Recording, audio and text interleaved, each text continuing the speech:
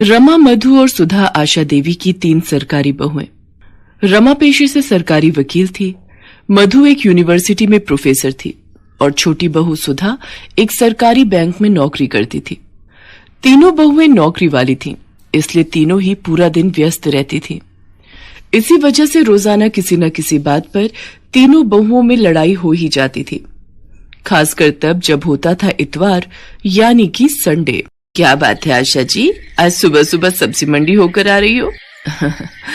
आज इतवार है ना, बहू बेटे देर से सोकर उठेंगे, सोचा घर पर क्या करूं, मंडी ही हो आती हो। अच्छा, आज तो तीनों बहुओं की छुट्टी होगी।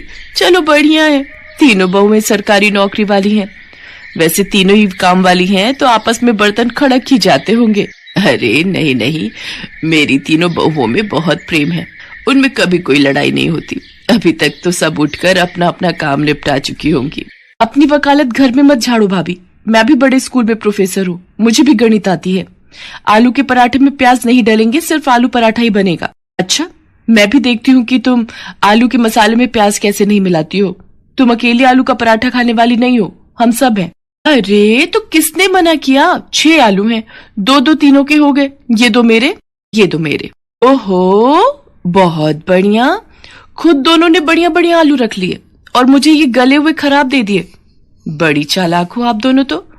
अरे मैं भी बैंक में नौकरी करती हूँ, सारा हिसाब किताब मुझे भी पता है। ये आधा आलू खराब है, ये मैं क्यों रखूं? मैं अपना आलू नहीं दूंगी।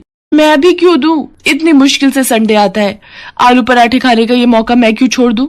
आलू तो मैं लेकर ही रहूंगी, देखती हूँ कौन मुझे रोकता है। हे भगवान, मैं मोहल्ले में कहती फिरती हूँ मेरी तीनों बहुएं गऊ हैं, मुंह में जबान नहीं है, तीनों में प्रेम है, पर यहाँ तो एक आलू के लिए महाभारत छिड़ी हुई है। इतनी बड़ी सरकारी नौकरी करने वाली हो तुम, पर लड़ाई बिल्कुल बच्चों की तरह लड़ती हो। थैले में आलू रखे हैं, उबाल लो जितनी मर्जी। पता नहीं मेरे इस दुनिया से जाने के बाद। आशा के इतना कहते ही तीनों बहुएं उसके मुंह पर हाथ रख देती हैं। माँ जी, आज कह दिया, आगे से ना कहना। सॉरी माँ जी, आप ऐसी बातें मत करो, आपके बिना हम तीनों अधूरी हैं माँ जी, आगे से ऐसी बातें मुंह से मत निकालना। फिर क्यों लड़ती हो तुम तीनों?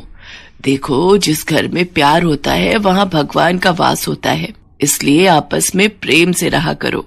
आशा देवी अपनी तीनों बहुओं को ऐसी ही प्रेम भरी सीख देती रहती थी। उसके बाद तीनों बहुएं मिलकर एक साथ नाश्ता बनाती हैं। रोजाना की तरह वही खट्टी मीठी नोकझोंक के बीच आशा देवी की बदौलत तीनों बहुओं में आपसी प्यार बना हुआ था। आशा देवी की ननद मनोरमा कुछ दिनों के लिए रहने आ जाती है। मनोरमा स्वभाव से चुगलखोर और झगड़ालू है, पर क्या करे, है तो आशा देवी की ननद ही ना। आशा भाभी कहाँ हो? मैं तो कब की बाल धोकर बैठी हूँ, तुम्हारी बहुएं कहाँ हैं? मुझे चाय नाश्ता कौन सी बहू देगी? जी रुको, मैं तुम्हारे लिए पोहा और चाय बनाकर ला रही हूँ। बुआ जी पाए लागू, मैं चलती हूँ, आपको शाम को मिलूंगी।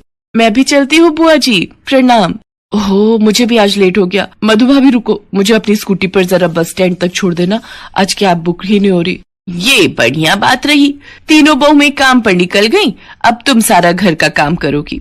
तो क्या हुआ जीजी, सफाई बर्तन वाली लगी हुई है, घर का काम करने में हर्ष थोड़ी है। तुम तो ऐसे ही चिंता करती हो। ये लो पोहा और चाय लो, बाकी सब चिंता छोड़ दो।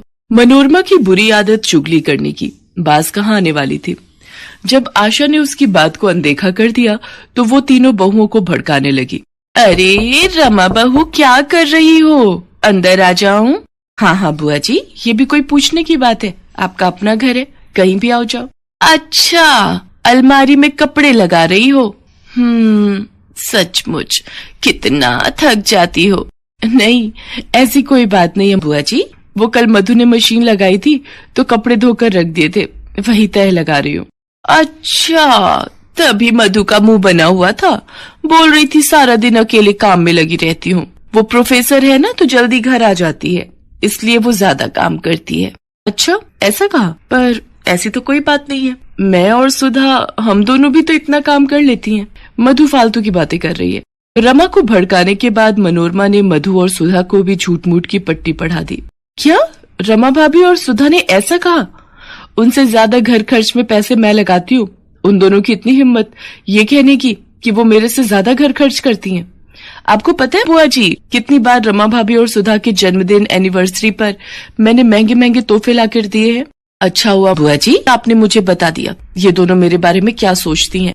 मनोरमा तीनों बहुओं में फूट डाल चुकी थी। तीनों बहुओं के व्यवहार में फर्क साफ दिखाई दे रहा था। ये तीनों को क्या हो गया है, आज इतवार के दिन घर में इतनी शांति कैसे बनी हुई है। रमा बहू क्या हुआ, आज रसोई में कुछ स्पेशल नाश्ता नहीं बनाना क्या? मुझे नहीं पता माँ जी, मैंने अपने और सुधीर के लिए छोले भटूरे मंगवाए थे, हमने वही नाश्ता कर लिया है। रमा भाभी बहुत ज्यादा इतराने की जरूरत नहीं है, हमने भी स्पेशल अमृतसरी कुलचे मंगवा कर खा लिए हैं। हमारा भी आज संडे है, सुनील और मैं मूवी देखने भी जा रहे हैं। मैंने भी जलेबी समोसे खाए हैं, खुद कमाती हूँ, किसी का दिया नहीं खा रही। मैंने और रवि ने हैवी नाश्ता किया है, बढ़िया, कितने दिनों बाद। ये हो क्या रहा है इस घर में, एक दूसरे से सीधे मुंह बात करने को तीनों तैयार ही नहीं है। जरूर कुछ गड़बड़ है, नहीं तो ये तीनों मेरे से इस तरह बात नहीं करती। और ये मनोरमा जी कहाँ गई है, बड़ी देर से दिखाई नहीं दे रही, लगता है कमरे में होंगी, उनकी चाय वहीं दे आती हूँ। अरे मैंने भाभी की तीनों बहुओं में ऐसी फूट डाली है, ऐसी फूट डाली है कि पूछो मत, बड़ा इतरा रही थी तीनों बहुओं को लेकर। ओह, इसका मतलब ननद जी ने मेरे घर में आग लगाई है, इनका पर्दाफाश मैं ही करूंगी। मनोरमा की आदत थी फोन पर हर बात अपनी बेटी को बताने की। आशा देवी ने एक दिन अपने मोबाइल का ऑडियो रिकॉर्डर ऑन करके मनोरमा के कमरे में रख दिया और जानबूझकर मनोरमा से बातों बातों में बात करने लगी। भाभी तुम मुझे पहले कहती तो मैं बहुत पहले ही ये काम कर देती। अब तुम अपना दुख मुझसे कह रही हो कि तुम अपनी तीनों बहुओं से तंग आ चुकी हो, उनकी सेवा करके तुम थक जाती हो। चलो अभी भी कुछ नहीं बिगड़ा है, तुम चिंता मत करो, मैं तुम्हारी तीनों बहुओं में फूट डाल चुकी हूँ। मनोरमा सारी सच्चाई बोल देती है कि कैसे उसने रमा, मधु और सुधा से एक दूसरे के लिए चुगली की थी। आशा तो यही चाहती थी कि सच्चाई सामने आए और वो मौका देखकर अपनी तीनों बहुओं के सामने अपनी ननद मनोरमा की सच्चाई सुना देती है, जिसे सुनकर तीनों बहुओं की आंखों में आंसू आ जाते हैं और वो एक दूसरे की तरफ देखने लगती हैं। मनोरमा शर्म से लज्जित हो जाती है और वापस अपने घर चली जाती है। मुझे अपनी तीनों बहुओं पर नाज है, तुमने किसी के भड़काने पर अपने ही घर में फूट डाल दी। मैं तो दुनिया से कहती हूँ मेरी तीनों बहुएं बहुत समझदार हैं, उनमें आपस में एकता है। कभी भी किसी के भड़काने में मत आना, नहीं तो घर को टूटते देर नहीं लगती। हमें माफ कर दीजिए माँ जी, आज के बाद हम ये गलती दोबारा कभी नहीं करेंगे। तीनों बहुओं में फिर से एकता हो जाती है और आशा देवी का परिवार टूटने से बच जाता है।